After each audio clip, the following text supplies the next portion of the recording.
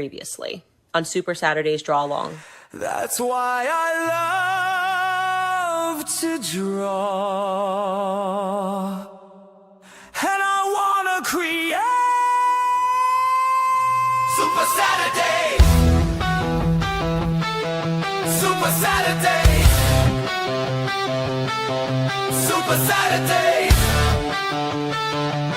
draw along.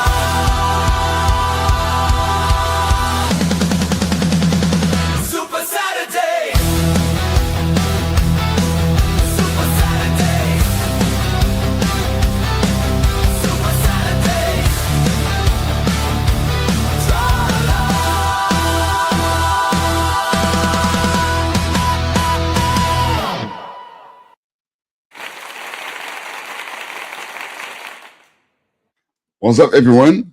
Welcome once again to Supa-Saturdays Draw Along with me, Jerry Hinds. I'll be here for the next hour and a half, going through like a draw along. Hopefully you've been following me from wherever you are. Now it's 6 p.m. there in the US, if that's where you're watching from. For me, it's 7 a.m. here in Singapore. So my voice is sounding a bit dodgy.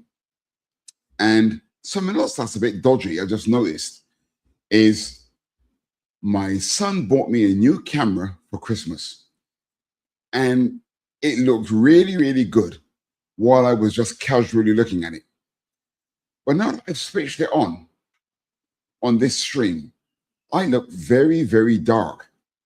Now it's too late to change anything, but you're not really going to be looking at my face that much anyway. But this is my new camera, fantastic high definition, but for some reason today, I'm looking very, very dark. So let me just set the music. Let me play a quiet track here in the back. I've got to be careful not to make this too loud.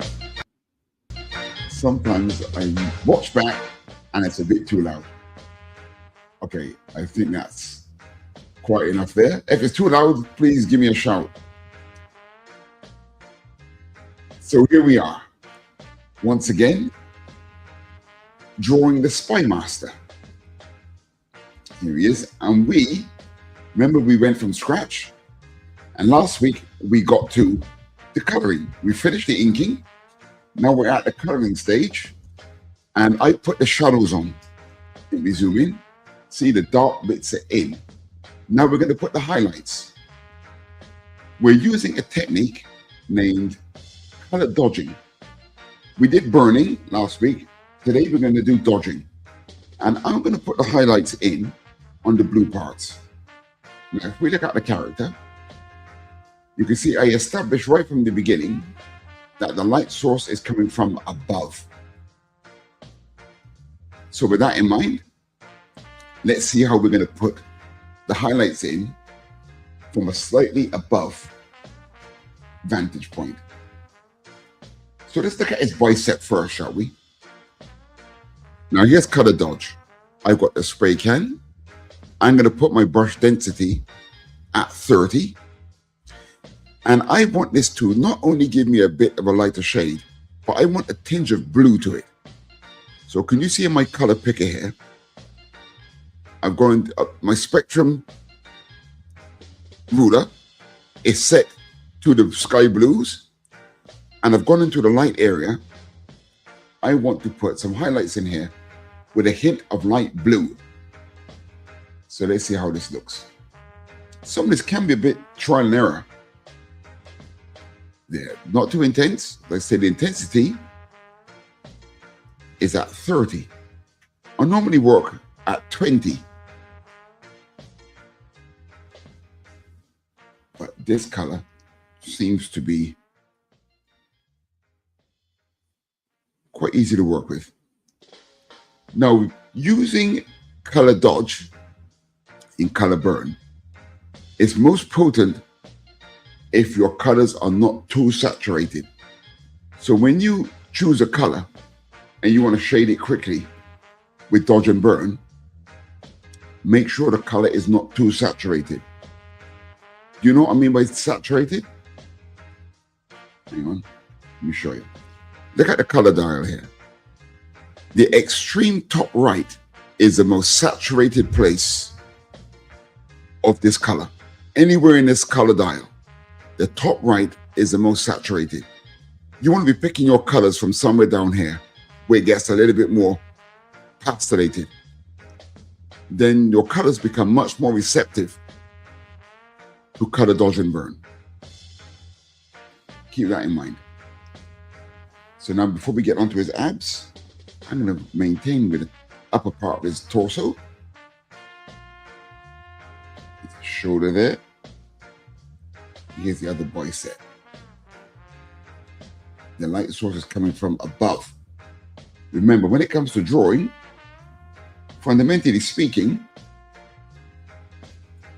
a knowledge of shapes and forms is really what helps an artist. The better you are with shapes or being able to define a shape, the better your art will generally be. So the light source coming from above, I'm making out that this top part here is a bit metallic. So I'm going to come in quite aggressively here.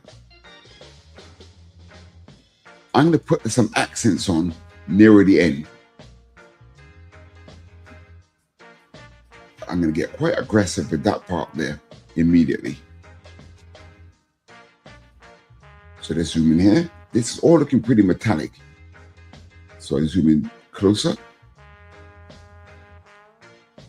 And we get ready to make this shading here a little bit more focused than on the more organic parts. So I'm going to pull out. Then we get closer. Remember what I say every week? The closer I am, the more interesting it is for you to watch. But sometimes I still forget to zoom in tight. Tight like a tiger, as Austin Powers would say. Good. Now let's put in an even more exaggerated accent at the top.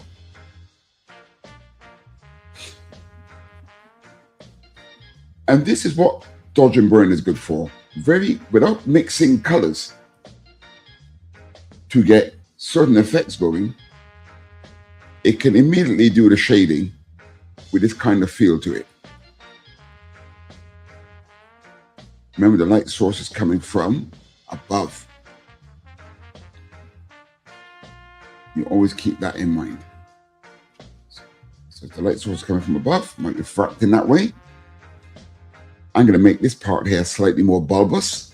So I'm going to put a highlight in there, underneath the other lattice kind of decoration shape. I'm going to put an accent on top of here. Again, I'm going to sink the center of this head beam. Then a highlight will be picked up by the bottom. Put an edge in here slightly and echo it over here as well. Okay, good.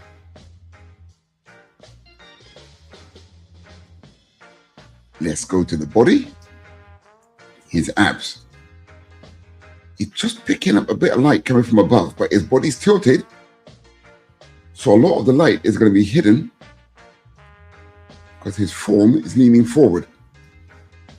So got to be careful of overdoing too much light coming in here. There's very subtle amounts coming in.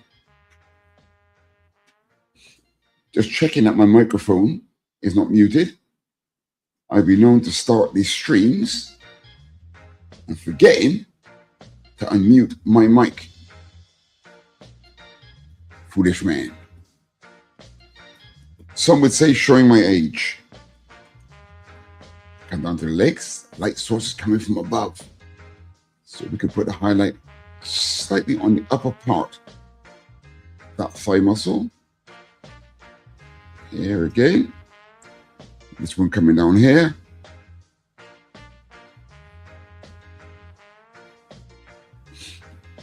Nice. Let's get the knee. Putting some bits there. Just a little bit on the outer leg here. Just pick up a little highlight. As the lower leg comes down. A little bit up there. Let's go to the other leg. And put out a bit of light here on this side.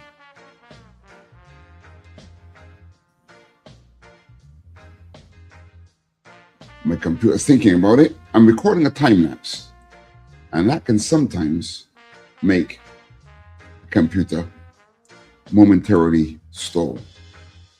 I'm using a software called Clip Studio Paint, which automatically records a time lapse. I was a Photoshop guy for years. I still am. When I'm doing my normal design work, I still use Photoshop. There are some things that Photoshop does automatically, you could say. That Clip Studio Paint is not quite there with graphic design. Okay, good. We're pretty much there. We're putting an accent here near that knee. I'm coming up here. Now here. Here's the tricky part. I like to come in and put in extreme accents in strategic places. Back in the glorious 1990s, when the company Image Comics first came on the scene. I think I've mentioned this before somewhere in a previous stream. There was a company named Liquid. And Liquid came in with a completely different discipline on coloring. They'd have these little bits of highlights poured out on organic areas. And I don't think it's so fashionable these days. But I did like how they did that. And I still do it.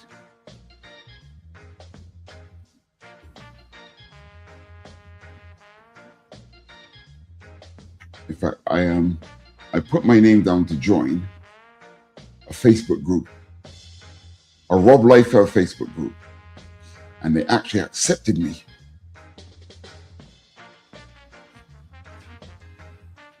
Which is very nice. Very nice. You're saying, who the hell is Jerome Hinds? Who's Jerome Hinds? Is he a heavy hitter? Not exactly. These are the highlights. You've got to be careful of not overdoing it. You don't just put them anywhere. Let's say they're a little bit strategic. A bit like organized chaos. Good. Now next, I'm going to go to highlight the yellows. So let's take our color picker. Move the color dial into the yellow region. I want a light yellow to help me depict the highlights on the yellow bits. So let's go for the low-lying fruit, I'll call it, the chest area. The light is coming from above. Is it not? Yes, it is. So I'm going to put a highlight on the upper chest there. Let me zoom in. Let me get close and personal. A little bit of highlight on that collarbone.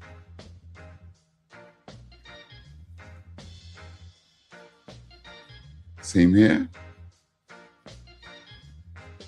I dare say we should finish our Spy Master today. Now contemplating if we should add a background, because where are we? We're episode what of Supa-Saturdays? He doesn't even know what episode he's on. Good Lord, boy. Is it Is it 20 something yet? Well, in all the episodes, we've not done any perspective. And I'm thinking to get an exercise going in perspective, we could maybe drop in a background on our Spy Master here. How about that? That could be quite interesting. Whoops, I see a few comments. Is there anyone lurking? Who we got here? Oh, Pops is in the house. What's up, Pops? Pops is the main man here, the man behind. What's going on with the Madness Entertainment Group? Nice that you're tuning in, Pops. Ooh, our regular, Addie Marie. Hello, Addie, thanks for tuning in. Addie's quite a regular, actually. That's very nice to see. I hope you're learning something, Addie. Oh, look who's here. Raul, my partner in crime, late night art attack. Now, when you were here this morning at about 1 a.m. this morning, I was part of the late night art attack. That's every Saturday morning at 1 a.m. And Raul is my usual partner in crime. He's saying hello. What's up, Raul? Nice to have you in the house. Just the Spy Master is here. Indeed. And later, that's right, the duo. And earlier this morning, we were joined by Christian Zaffo of Addicts, the Addicts mini-series, comic series, and Edwin Bardello, otherwise known as Artex. Those are a couple of the regulars here at the Madness Entertainment streaming. And they often drop by, and they were there this morning, and we had some great fun as per usual. In fact, do I have a recap of what we did this morning on Late Night Art Attack? Let me take a look. Did I upload it? I've already made the intro for next week's episode, which I use as a recap. So let me pause the music. Let me see if I've got a recap here. Has he got a recap? Or is he bluffing? Hang on. Yes. Here's what me and Edwin got up to earlier today on Late Night Art Attack. Previously on Late Night Art Attack.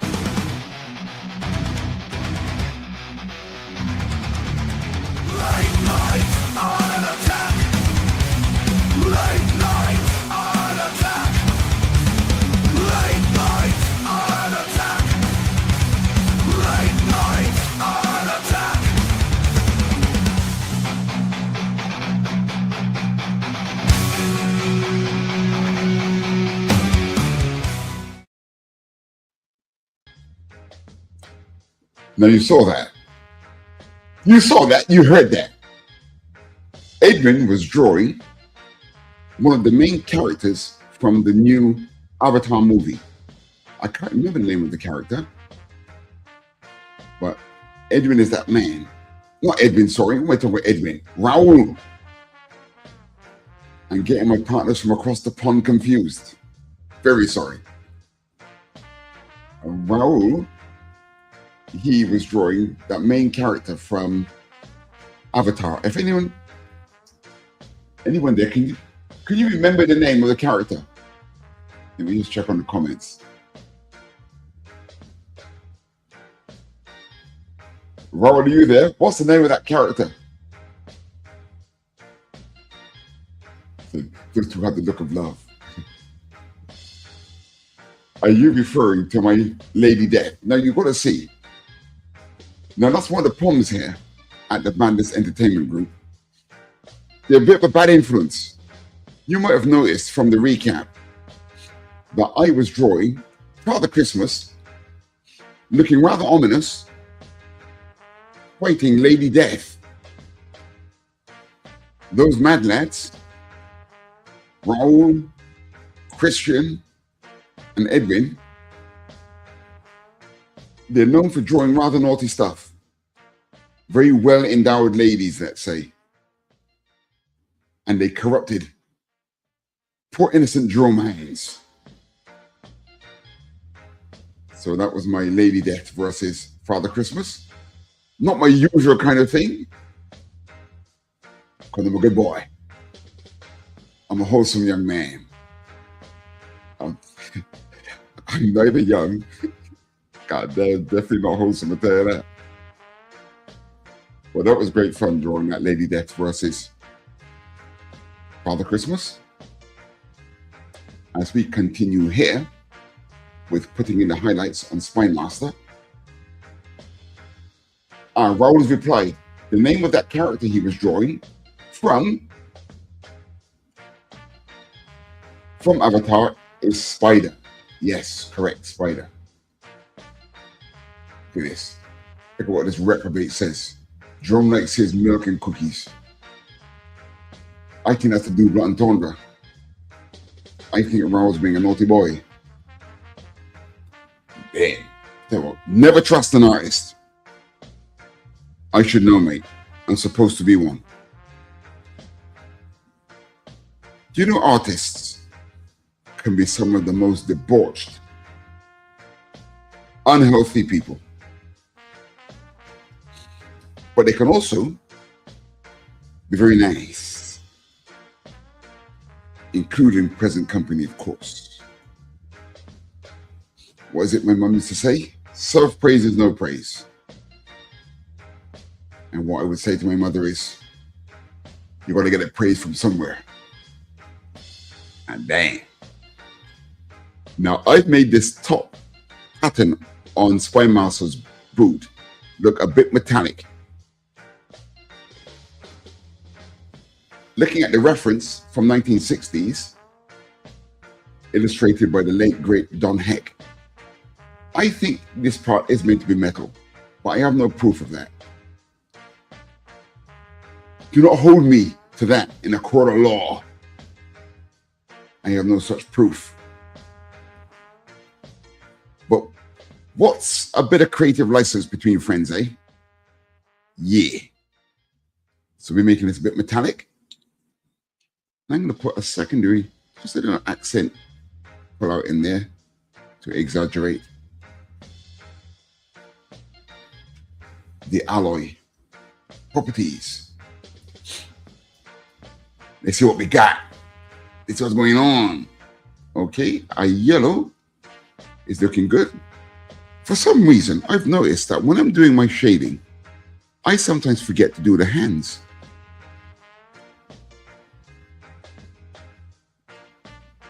I seem to be digitally challenged. Why do I always race off and forget to do my hands? Not always, but I've noticed that I've done that on a few occasions. Maybe I should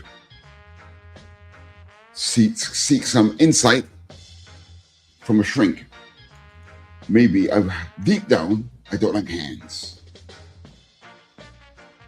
On a subconscious level. What do you reckon? I have no idea. One of our first episodes of, I might be onto something here, because one of the first episodes of Supa-Saturdays Draw Along was me going through quick exercises on how to draw hands. Because I remember as a kid, learning how to draw. I'm still learning how to draw. This is an endless pursuit, you could say. Drawing hands would always give the most trouble. And even to this day, when I look at young enthusiasts' portfolios, the areas where most artists have problems is indeed hands and feet. Or are indeed hands and feet. So I pretty much there with my yellow highlights. Let's just go through and see if there's any little accents I want to pull out. Put in an accent there. One on the shoulder. Now, I think I mentioned before on this stream that some medical research doctors about how long ago was it? Must be close to 20 years ago now. Released their finding that they believe that if you can draw naturally, you are officially on the autistic spectrum. Apparently so. And I first dismissed it when I heard that. But I think they might be onto something, because it's true. I mean, the average person can't draw. So that would imply that, okay, I'm going to take the view that it means that we're special. Special in a good way. But that comes down to things like putting these highlights. Of course, the light source is coming from above. But why exactly you may put an accent somewhere, like such as I'm doing here, let me zoom in. Why exactly I might pull out an accent in a particular place? A lot of it's from feel. Okay, you got reality, as I said. The light source is coming from above, but sometimes you might put in a bit of detail that doesn't really reflect reality, but you get a feeling to put that in as well. And I dare say that's odd. Maybe that's part of the autism thing that those doctors are referring to. Good. We're there with our yellow. We put the highlights in for the yellow. Now, let's look at highlighting the green bits. Now I've got two greens. The first green is the main decoration. The second green are the pouch and S logo area on this belt. So let's go for the main green, I call it. I want my highlights to hold elements of yellow. So I'm going to keep my color picker and my color dial in the yellow region. I'm just going to move it down so the yellow is a little bit more rich. Let me see what we got here. I'm going to pull out a little bit of highlight here. See, it's slightly tinged with yellow. Let me zoom in tight. I'm not sure if you can pick it up on your monitor or whatever screen you're watching on. There's a little bit of yellow to it. When I come in to do some of the accents later, I think you may see it more clearly. No, I'm going to make it even more yellow. How about that? Let me undo what I just did. Let me undo. The beauty of digital. Command Z. Okay, now you can see that it's very yellow. Yeah? Now, is it too yellow? Perhaps. Let me take up my yellow to be a bit more lemony. Okay, you can see that, right? I think I prefer this. Okay, let's put in our highlights with this. So I'm going to put in the box standard highlights. We'll do the accents once again at the end. My computer's thinking about it. Look, saving recovery information. Let me switch off my aircon. My goodness. It's a bit cold in here. As mentioned earlier, I'm in Singapore, and Singapore is a rather warm country. So having the aircon on is quite a common occurrence. Now these dials, I call them, on his costume, again, I've depicted as looking kind of metallic. Whether or not the late great Don Heck intended that, I have no idea, but I think maybe he did. So that the light source is coming from above. Remember, if you've been tuning in here, I was talking about I made this pattern on the chest, quilted. Let me show you my reference. Here's the original style, original.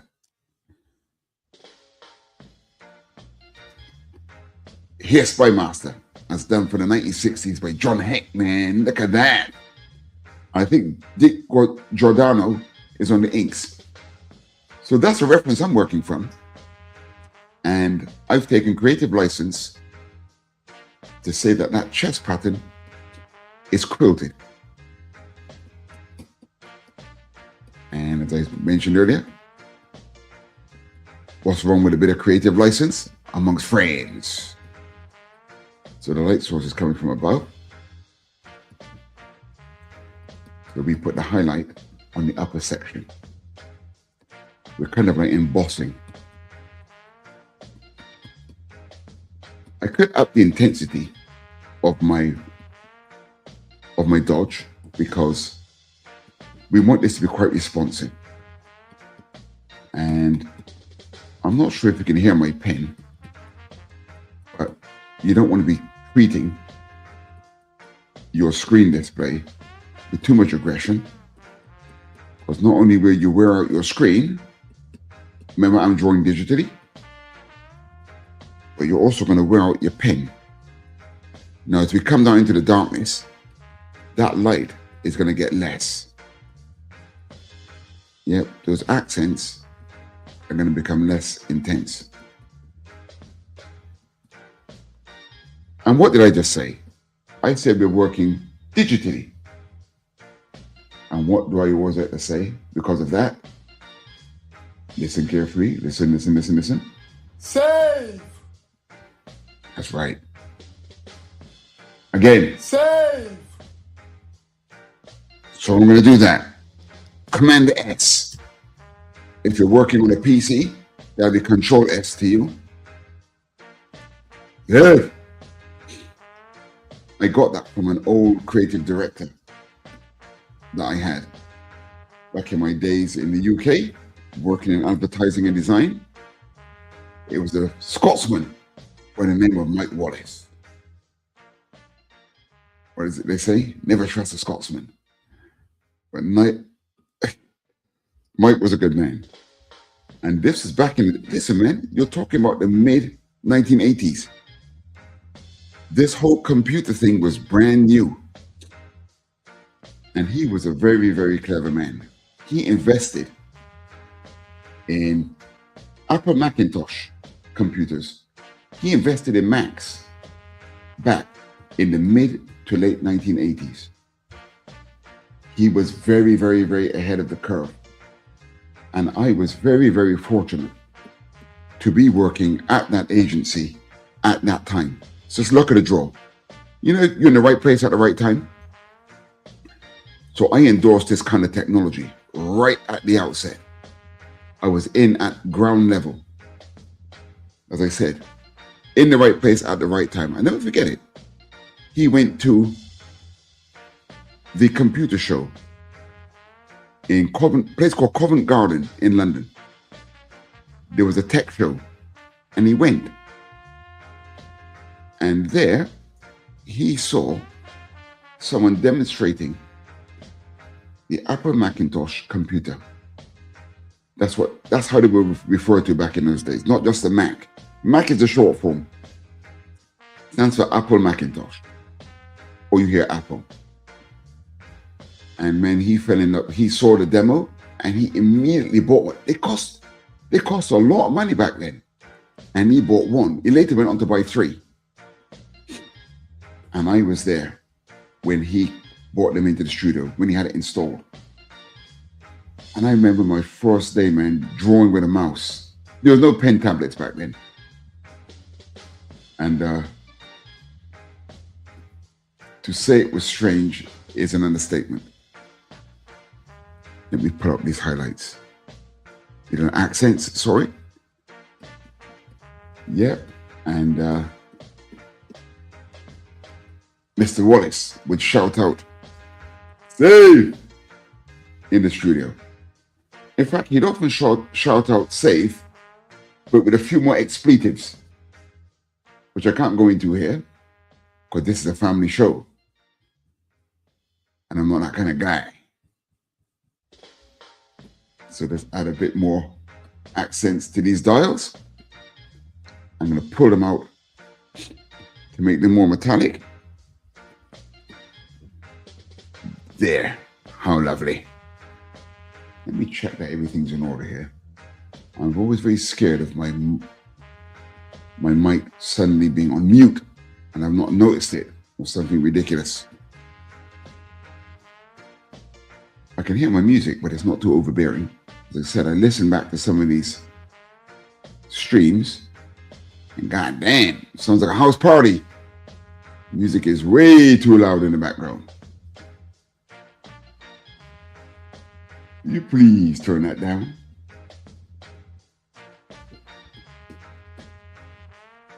There, I put out a few accents on the green belt. Then the boots. Yeah. Now let's go to the second green, which is in the belt area.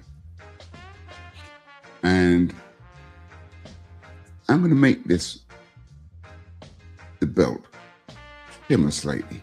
I'm going to put a shadows down in the darkness.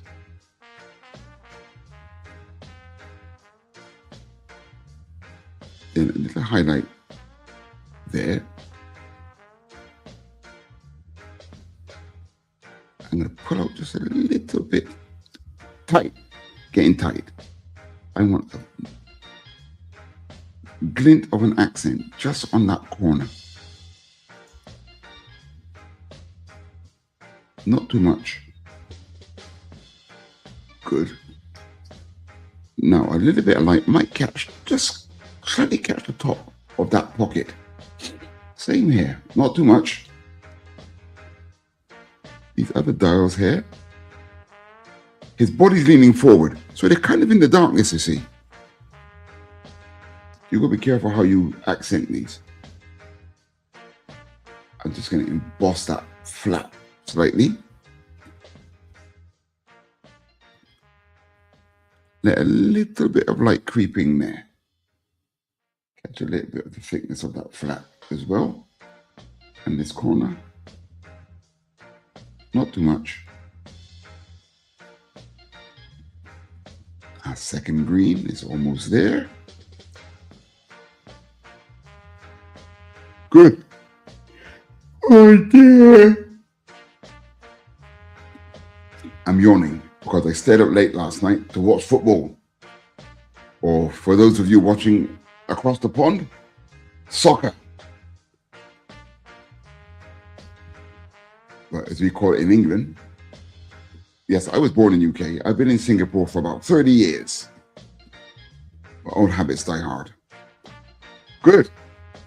We're pretty much there on the green. Next, we come to the gun area. And we go to the pouch and the knife on the chest area. So this, his body's leaning over the pouch, so this is not going to pick up too much light. But remember I mentioned earlier about creative license and putting in bits of light, which may not really reflect reality, but it kind of works. Now you might notice I've got a little bit of blue, turquoise going on in my gray here. And I want the highlights to have a slight blue tinge to them. So I'm going to bring my color dial into the blues. And I'm putting the picker in the very light blue areas. Let's see how this looks. So I'm going to put, is that blue enough? No, I think there's no more blue than that. Yeah. Okay, that's a bit more, okay, that's a bit too blue. Let's go back the other way. Okay, quite like that.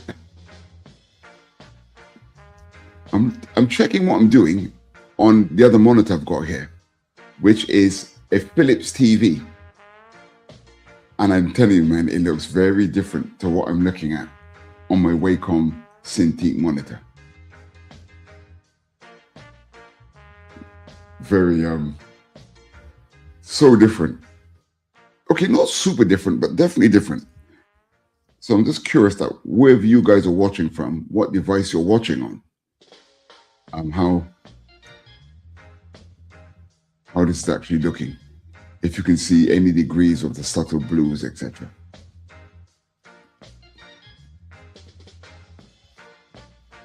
this button. I'm going to make this much more metallic.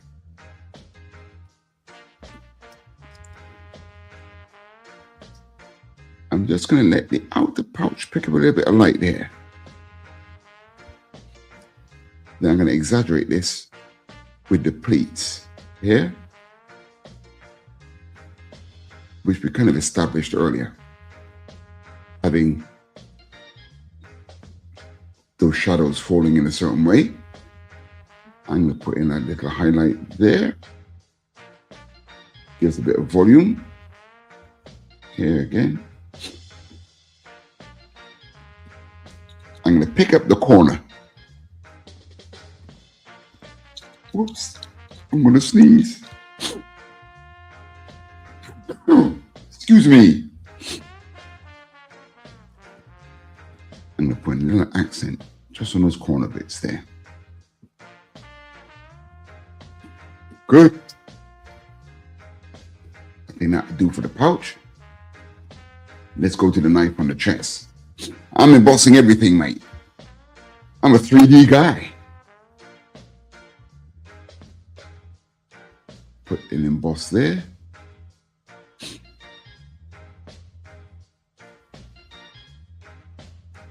Let's put a thickness on that, or let's establish further that thickness on that blade. You can see how the blue goes into the gray, the dark parts there very nicely. Zoom right in, boy. Zoom in. I'm going to put an accent there. Now, I do love the impracticalities of costumes sometimes, because imagine if this thing is really sharp, this knife edge could, you know, pierce his costume. But let's not bother about such small bits of detail. Now I'm going to put another accent down in the dark area to really give us that metal feel. Same here. Just a little bit, not too much. When you dodge with a lighter color, it particularly shows up in the dark shadows that you've burned previously.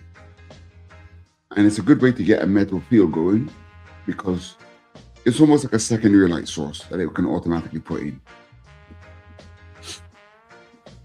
And sometimes I go through my drawings at the end and I will put in things like what I call accents of accents. See, I look at that green, and with my blue,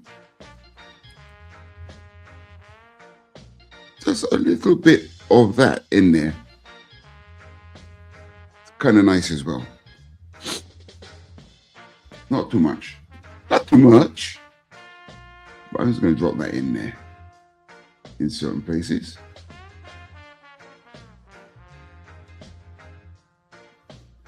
There.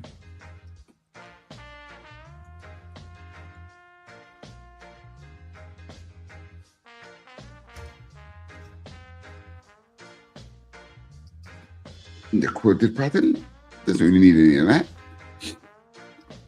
I'm going to come in here and just put a little bit of that secondary blue accent in my green shadow.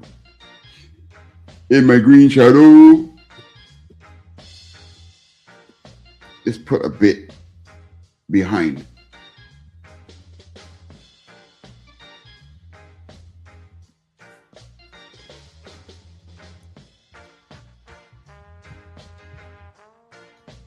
I'm checking my music. No, I don't think it's too loud. There. Let's put a little bit in here. Go over here. Drop a bit on the outside here. Again, I'm not really following science here. This is almost a bit more like design. And dropping in a bit of that shading there. Okay, we're pretty much there with our secondary shadings. And we've done the green. We've done the greens. We've done the gray pouch. Now comes the gun. Now, here's a funny thing.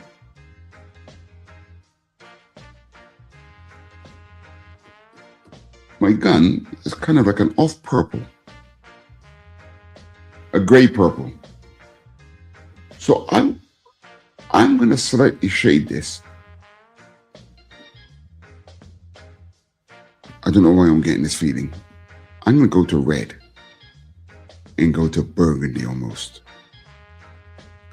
A property of burgundy just to put in a few subtle highlights in the dodge. There. I'm going to pick out the edge of the gun there. I'm going to pick out the top edge here. And there. Remember, it's kind of hidden in the pouch. So you get some accents going there. Now I'm going to put some shimmer. I'm going to put a little bit of light refracting down into the metal. Yeah. Same here.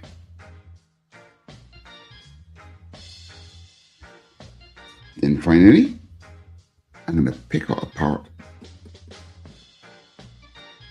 Put a highlight there. And then just here. Put a shimmer across the top of that dial. Up there. Just make it a little bit metallic.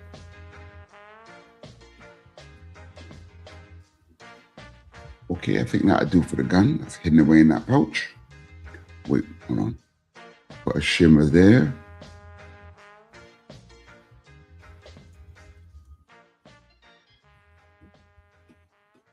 There. That's it. There.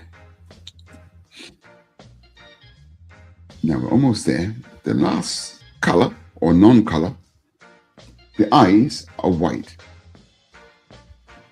So what I want to do here is I'm going to come in my dodge and I'm going to make these totally white. No shading involved. And I'm going to go on top of everything and put in a glow. I'm going to make the eyes glow. Now you see his belt has an S. Ooh, the red. I haven't shaded the red. Naughty boy. Okay. I'm going to put the highlights with the red with properties of yellow. Okay. So here, I'm going to come in. It's there. Put a shimmer down in the body of the S. Let me zoom in. I'm going to emboss it slightly. So across the top, I'm going to put a slight thickness.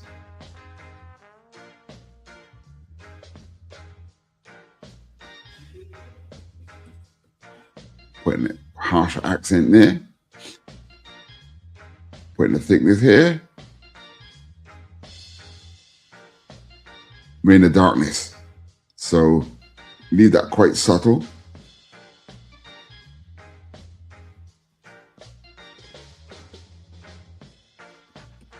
One little accent there. Come down here.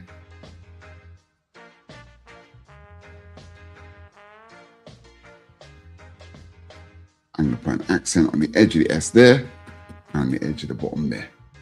Okay. I think that's okay. And let's put a couple of shimmers in there.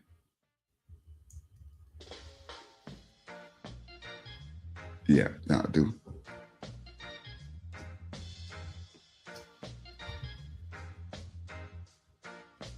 That will do. Save.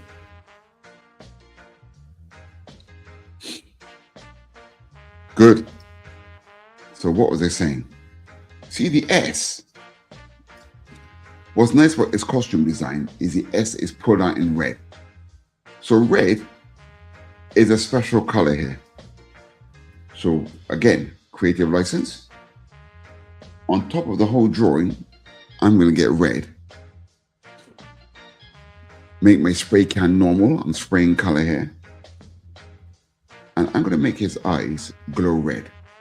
So you can see the size of the brush. Let me zoom in.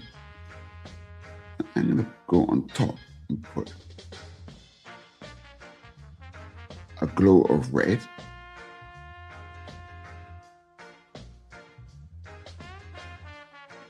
Then in the center of that, I'm going to go back to white.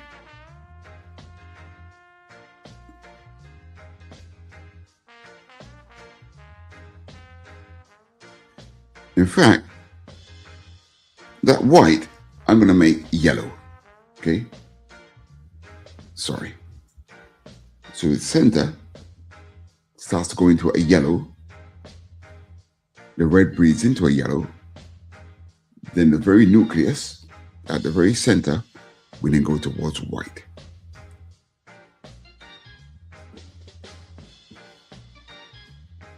And we want the biggest glow right dead center. So we're making his eyes glow.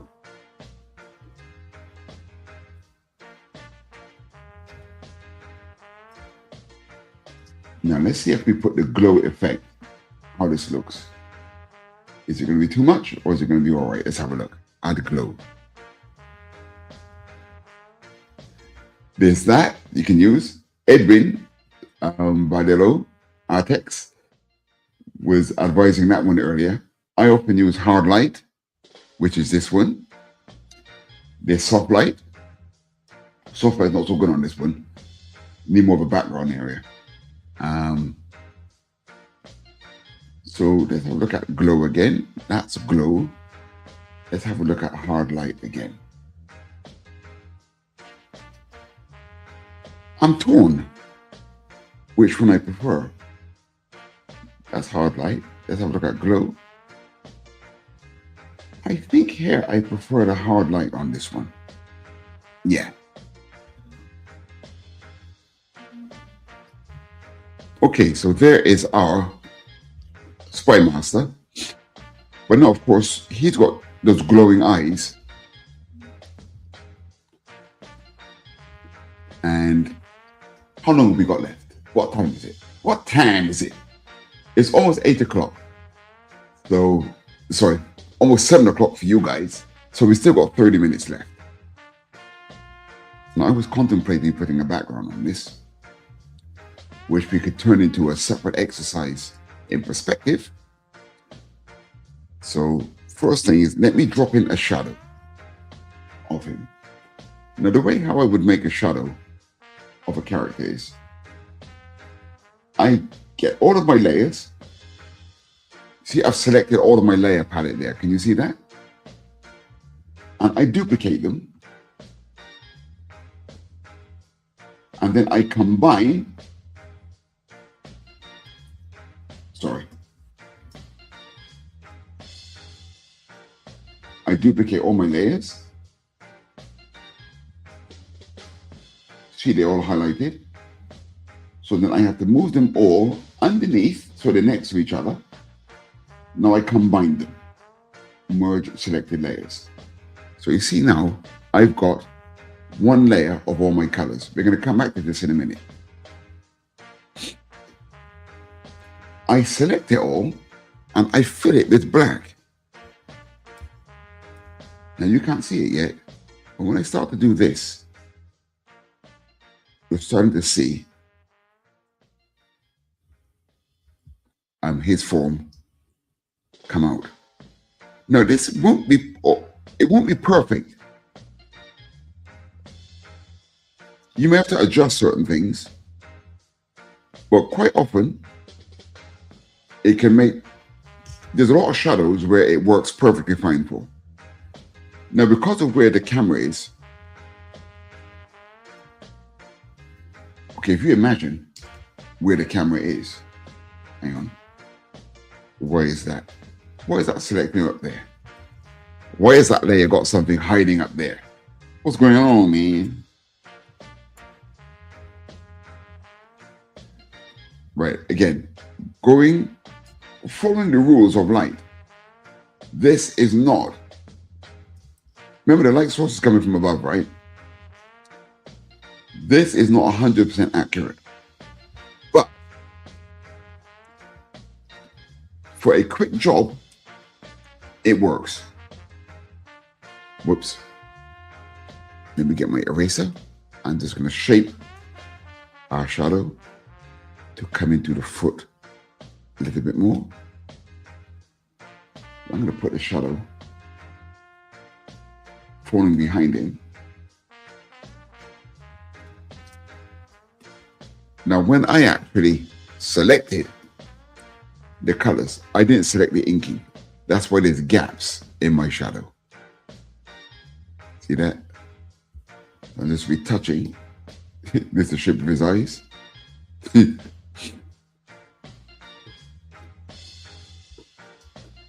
So I'm saying that, so what I'm doing now is I'm saying the light source comes from above and in front, which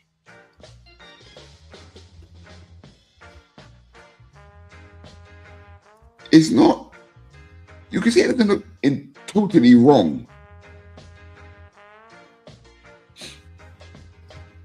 But this can work very quickly. Now I'm going to take on the opacity, and you can see it has an effect immediately. That's quite nice. Let me call that shadow. Save. Right. So on close inspection, let's see what we got. We just dropped in a shadow behind the legs. There are the legs. Cover into the arms, torso, finally the face. Now on the subject of coloring, I'll just show you something quickly. If I switch off my inking, remember all the inking we did? Right, let's go through this again. We started with our key lines. Now you will see that without the inking, you should still see the lighting of a preliminary painting. You can see that, right? Let's put in the inner contours. Now, a lot of modern comics are kind of colored in this way. There's no hatching.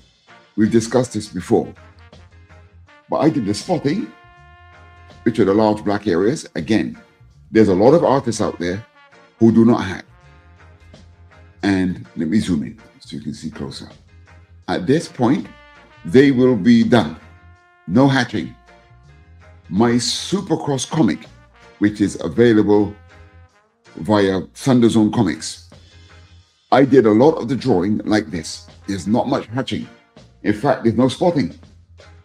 The comic largely looks like this. The coloring is like this. Others will have the spotting with no hatching. Then years ago, my hatching would be like this, what I call spikes. That's all the hatching you're going to get. Then I learned gradation hatching, which will be in that direction. This comes from what I call the image comics discipline. Now, if you mix the spikes and the gradation, you end up with cross hatching, and that's what we're doing here for this exercise. So Spy Master is pretty much done. Now I played with the idea of putting in a background so we can discuss a bit about perspective. We've not done any perspective yet on this stream. So first thing is I'm going to tidy up my layers. This is Spy Master. I'm going to put that into a folder called SM for Spy Master, colored. So you see, if I switch that off, he disappears. Here is all of our penciling. Okay, let's go through this from the beginning. Remember, we started with this, the skeleton. Yeah. Then we fleshed out. Then after fleshing out, we found out the center of each part of the body, what I call CL, center lines. Then we do the dimensions. We make sure we know where the sides, the tops and the bottoms of the different planes are. Then to make sure we know where each part of the body is traveling, we do our contours. Okay, this is as from the art tutorials that I do with my students.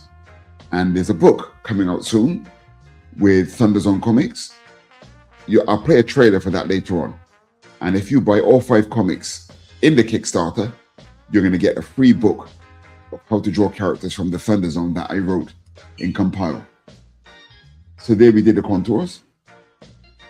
Then we put in the rough detail. Now this is what you call drawing through the object. You'll see I drew a face, even though Spy Master wears a mask. So then after this point, we put on the costume. Pencils, keeping that pencil light.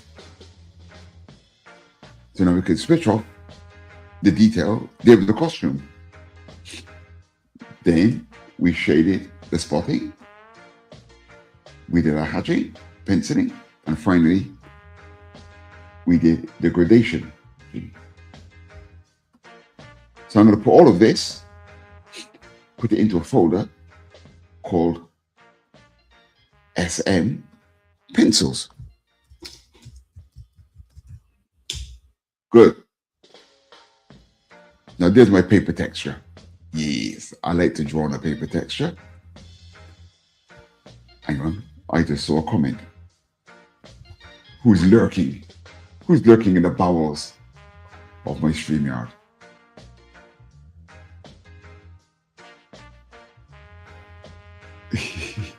oh, nice. We got 25 viewers over on Pilled due to us. A raid, what's that say? Let's have a look. You have 25 viewers on Pilled due to a raid from CyberX. X Appeal? CyberX. Is that a typo? Or can't I read? Am I illiterate? Nice one. Great to have you on. If you're watching, thanks so much for watching. This is Supa-Saturdays Draw Along with me, Jerome Hinds.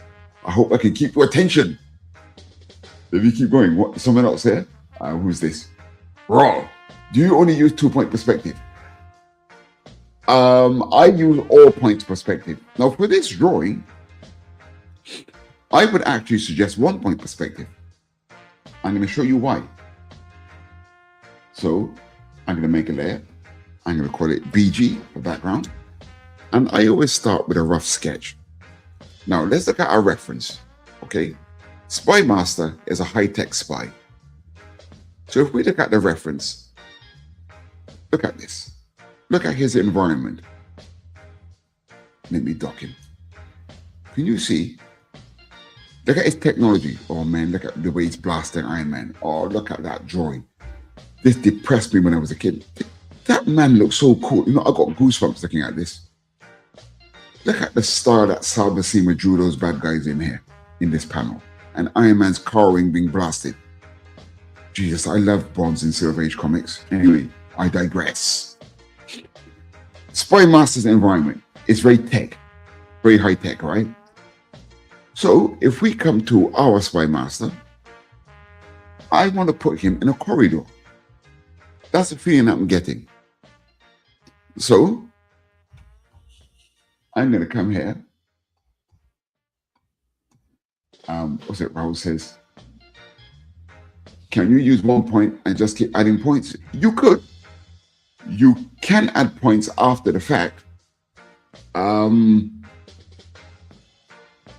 But that would normally come from an object being at a different rotation within that plane of 1 point perspective.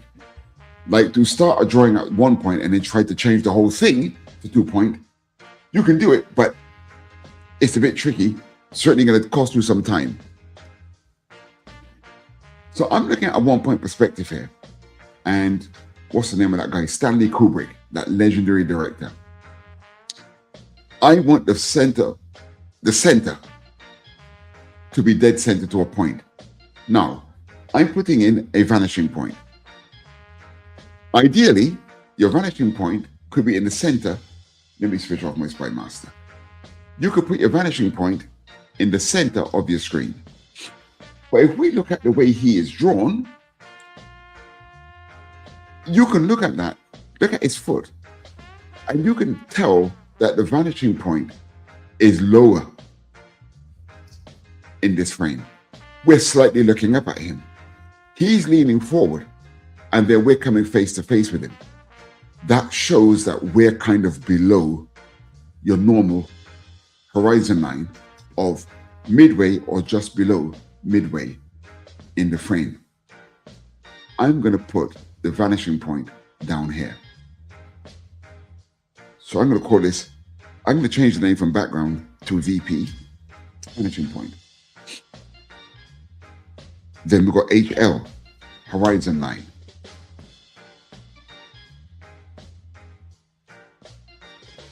There, this is our horizon line. I'm going to make these lighter. Now from within this, we have to decide now where exactly the back of the room or the back of the corridor would be and what's around him. So I want him to be the focal point of attention. And as I mentioned, Stanley Kubrick, he's a one-point master. I'm going to sketch very roughly. Now let's make that background layer, BG. I'm going to put a corridor around him. And I'm going to have one side of the corridor about there. And the other about here. So the corridor is not the widest, but it's also not the thinnest. And I want this to be equal. Let me move that across. So you can see here, we've roughly got the corridor going on. So then I'm going to build up a wall here. And let's put another wall there. You've got to be careful of tangents. Can you see that wall's touching his arm? We will not stick with that totally.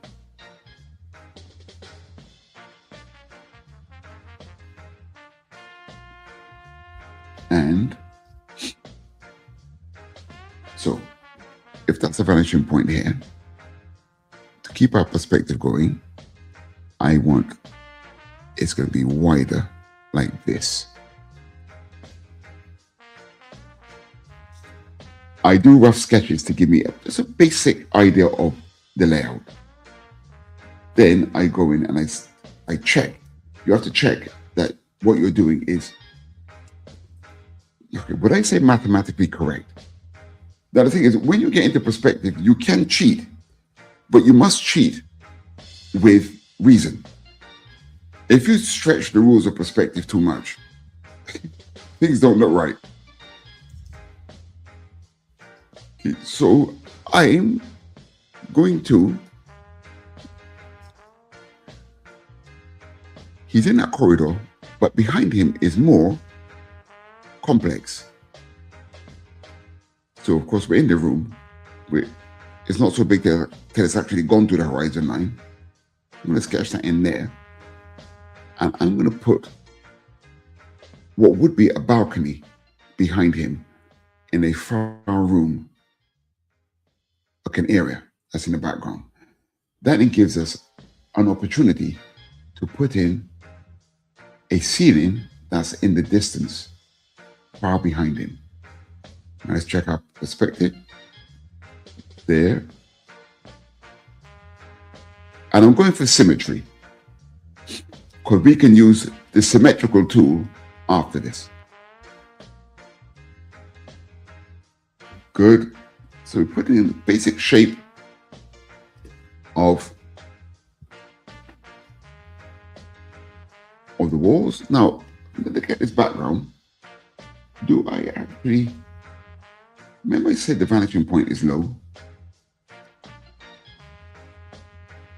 actually I don't remember raising that, but I actually took it up in the end. What a foolish man. Okay, so there we have, I'm going to carry this wall up here, wall up here. Now this is actually quite a big. I'm going to broaden this corridor. Yeah. Take the wall back and you broaden the corridor.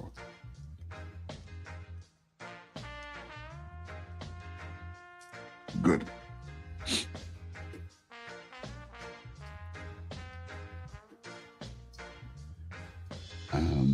Now I'm going to put in the distance behind him. Let's say there's a balcony. Now I'm going to switch off my pencils. We just look at this as a sketch now. Imagine there's a balcony here in the distance.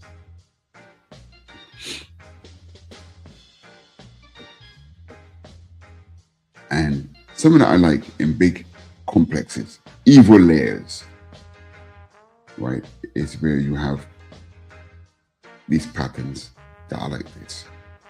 So I'm going to drop that in there. They always look ominous. Drop in the chevrons here. Then we have some very simple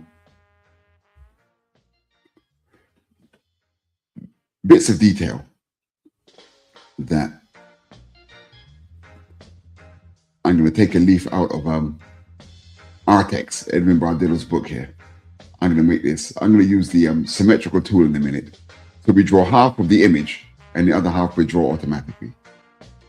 You get just bits of scientific detail, let's call it. I'm going to make this a giant kind of door. Now we're drawing through the object. Of course, he's going to obscure some of this, but I don't mind. I don't mind. Right, we keep it. Yeah, I'm taking my projection lines from my vanishing point. For any bits of detail, I'm going to put on the floor. Of course, you can use a ruler for this, but when you've drawn enough perspective, you can kind of like just wrap your way through it, and things will look generally correct. So this is him, where he stood in this kind of complex. And I'm going to put some like dials on the floor in the background. I'm going to drop these in later, and then maybe one set comes down the center. Something like this. Okay, I've got a basic layout for what I think makes a half decent looking background.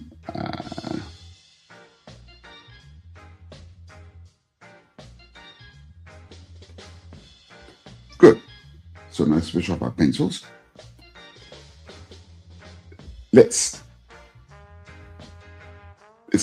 Should we ink? We want to ink it straight away, right? So let's go in. I'm going to call this inks. My computer's thinking about it. Good. So the first thing we want to do is put in the back. Okay, let's get our symmetrical. Now, I don't use this very often, actually.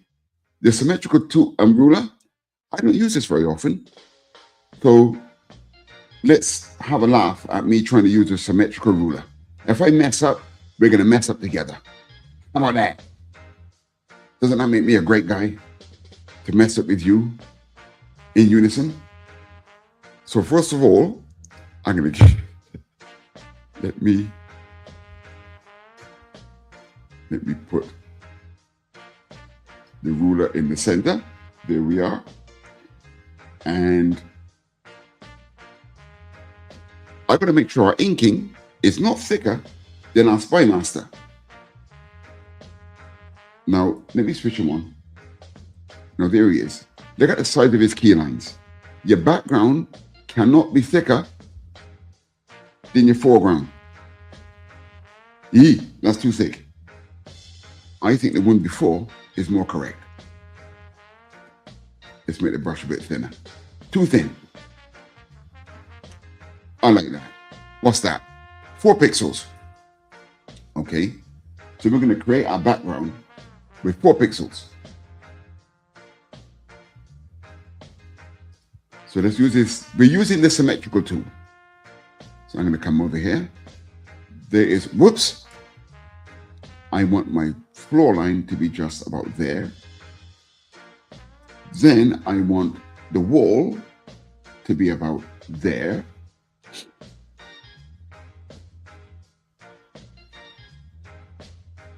Now, I'm being naughty.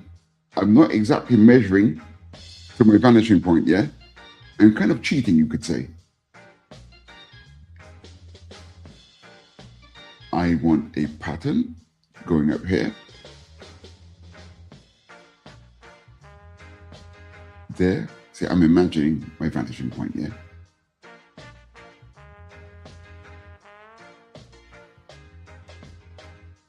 Remember, the vanishing point is there. Remember? So everything, see, that's how inaccurate I am. But if it's close enough, no one knows. They go, oh, that was quite accurate. God damn. Got a savant in the house, man. But that was pretty sad. But never mind. Let's do it again then. So we're just doing these random, what I call random secret layer patterns.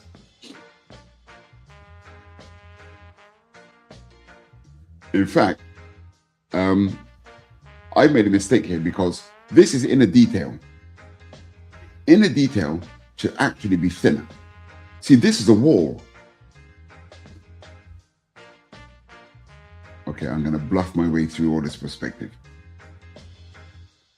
Let's see if anyone can tell. God damn, you ignored your vanishing point, son. See, nah, you'll never tell, mate. I'm a master perspective. They call me Master P. You believe that? You believe anything? Right. Yeah, I prefer the slightly thinner line. For the inner detail, the wall should be thicker. Yes, absolutely. Now we come to, I said it's a balcony, right? Now, balcony would be about here. Sorry. This is a new plane. The balcony would be a thicker line.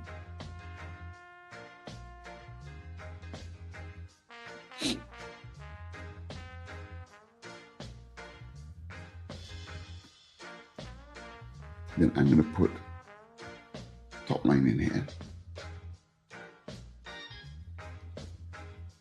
Then let me get a rectangle. That's a bit thick.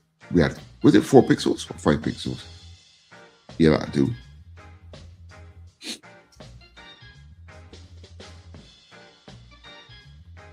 Let me average. Okay, good. And then I'm going to duplicate.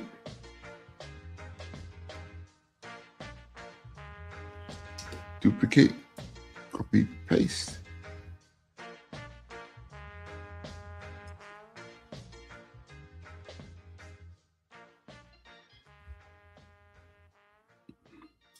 Paste.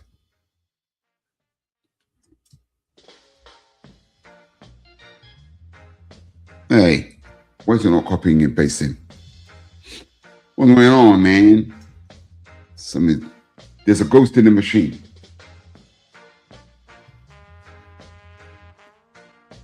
My computer's playing tricks on me, mate. Oh, there you are. Never trust a computer, mate. Never trust a computer. Actually, you've got to be careful saying things like that. You know, computers listen to you.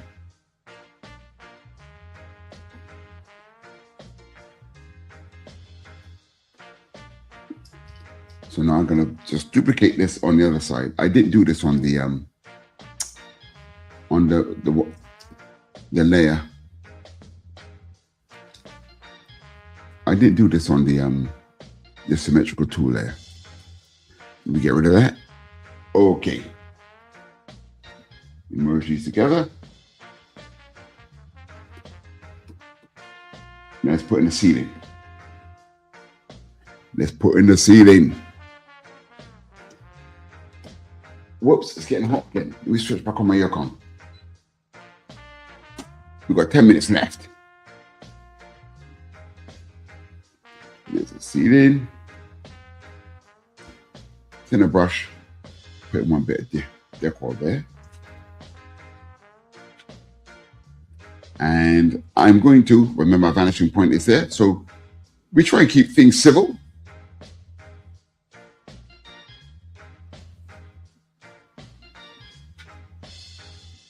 Whoops. That should touch, boy.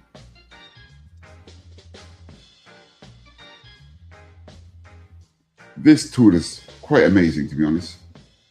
This symmetrical tool. I'm not going to put a center line because I don't want to disturb his head. Let's put the door in.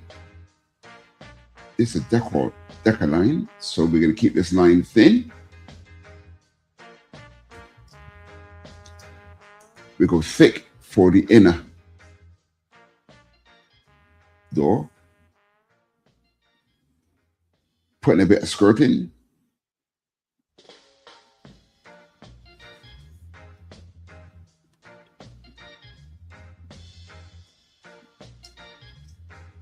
You know, I scold my students sometimes for not drawing with due diligence. I'm guilty of the same thing, mate. Terrible. Racing through drawings.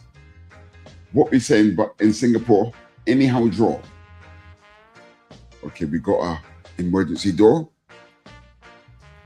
Now let's have a quick look at save. Hang on a second. We've got some conversations going on here.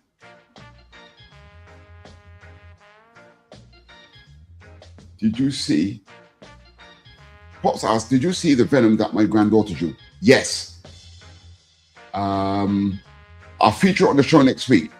Pops' granddaughter, I think she's, was it 14 or something? A fantastic drawing of Venom. Which makes sense. I find that girls do like dark characters. But you don't see many girls drawing Venom. Unique.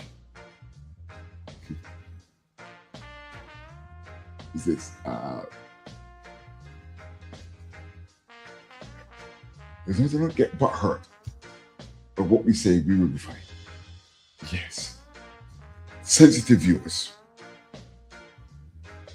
Now, shall I just put some lines in here? On the floor, I'm going to put in, remember I'm going to put those circles on the floor. I'm going to put in a couple of outer lines. Then, let me, that's too thick, boy. Let me make it thinner. That's better. I'm going to draw a circle here. Now you've got to get your planar perspective going. Now I'm doing some heavy bluffing here. Okay. This is not advisable to very new artists because I'm not really measuring this to true lines of perspective. This is what I think those scientists mean when they say that comic artists or artists in general are on the spectrum. Because I'm drawing these circles and imagining the vanishing point. Whoops, that's not big enough. I'm bluffing, mate. He's a bluffer. And as they get closer to us, now when we put Spy Master back in the image, is it going to look right? Or is it going to be a mess? The day of judgment or the time of judgment is almost upon us. Right. So let's switch off our sketch. Okay, here's the background that we've got. Let's switch off our horizon line, our vanishing point. Okay, we've got this as a Spy Master abode. Now, what we don't have is, remember, I like my secret layer chevrons. So let me get separate layer, and I'm going to draw that line. Then I'm going to duplicate it,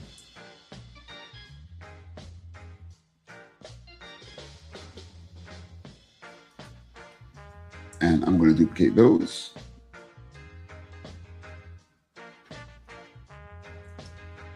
And duplicate those. Then I'm going to grab all of them to save time and duplicate all of them.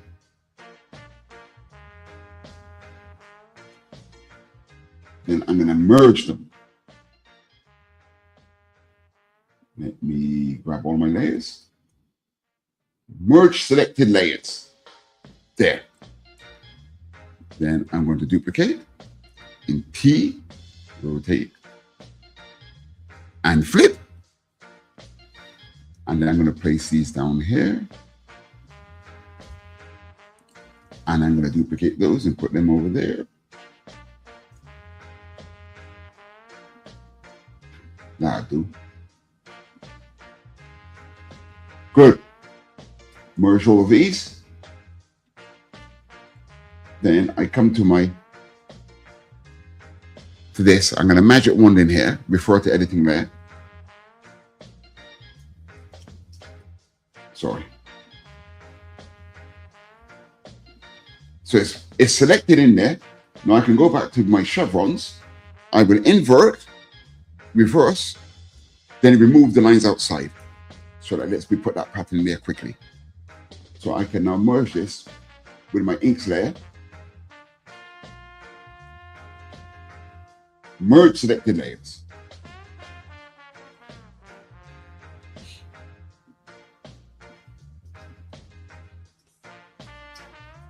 How long we got left? God damn! Brother's only got 3 minutes left. You know what? We can color. We'll color this background next week, which should be great fun.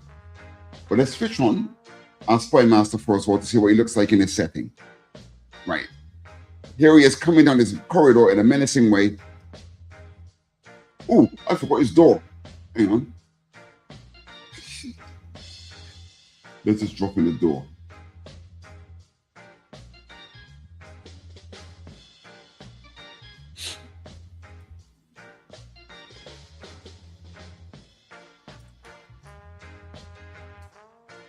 I'm going to use the polyline for this. That's too thick. God damn, boy. Okay. So the door goes like this. All right, split off the sketch. Merge that with the inks.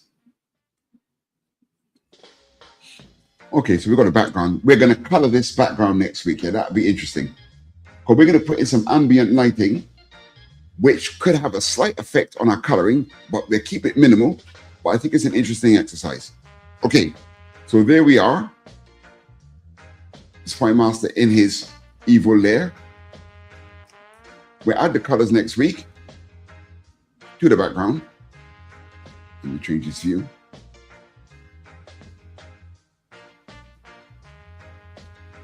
As I mentioned, my new camera that I got for Christmas from my son looks really good on Zoom, but not so good on StreamYard.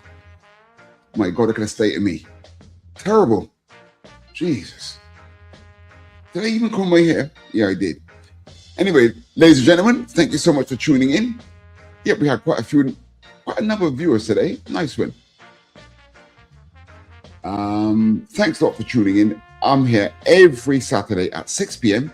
This was Super Saturdays Draw Along, where I urge you to get your pencils, pens, and brushes and follow me on these exercises. If you happen to jump on halfway through and you would like to catch up, drop me a line at Madness Entertainment Group, and I will make sure I get a copy to you digitally, and you can pick up from wherever we are. Of course, it's kind of cheating, but what's a bit of cheating amongst friends, eh? And thanks for tuning in so much. And of course, I'm here every Saturday morning, very early, late Friday night at 1 a.m. with Late Night Art Attack with my partner in crime, Raul. And we're often joined by a couple of friends from over here on the Madness Entertainment Group. I'm going to run a few trailers. I'm going to see you back here next week at the same time, 6 p.m. on a Saturday. For more Super Saturdays Draw Along, my name is Jerry Hinds. Thank you so much for tuning in. Much appreciated. Stay tuned for some of these trailers and some of the things that I'm involved in. Sorted. Catch you later. Ozzy, what are you doing? Come and have a look at this lovely book that was sent over. You're wrapping in the burn. Oh, go on and spit the bat out your mouth. No one can understand you like that. Say hi to 5 dentists and all. Oh, well, that's not much better. Ozzy, why don't you sing to me? I can always understand you when you sing to me. Fucking my brains. What is this my publisher sent me? Inked in black with art so sweet. So what do you think? Do you like it? Oh, Lord, yeah. If you like stories about truth, honor, and justice, then you should check out MAGA Man. It is Donald Trump as many now see him, the defender of justice and a warrior for peace through strength. MAGA Man is an all-American style 22-page comic book, so get over to fundmycomic.com and support the culture of truth, honor, and justice. With MAGA Man, the most needed hero of all. MAGA Man.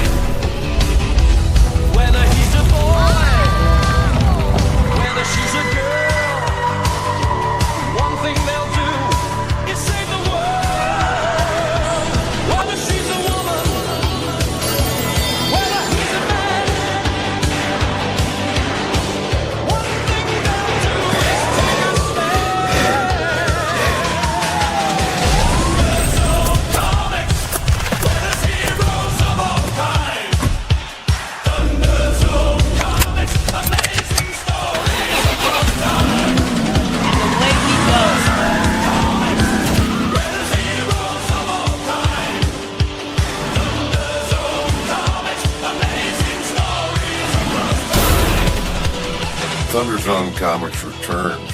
5 all-new comics, Sumo Boy, Weirdo, Marshall Strong, Big House Blues, and Super Cross, plus a free how to draw characters from the Thunderzone. When you back all 5 new releases, the Kickstarter pre-launch campaign is live now. Thunderzone Comics!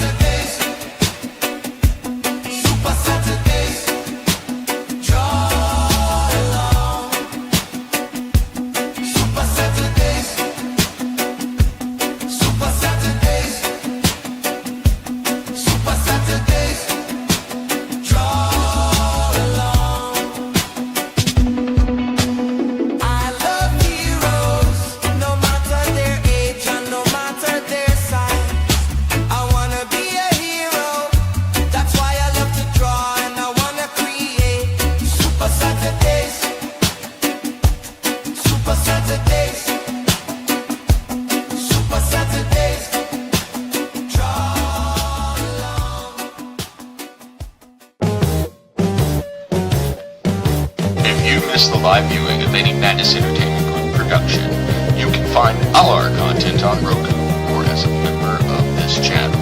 We'll see you next time on the Madness Entertainment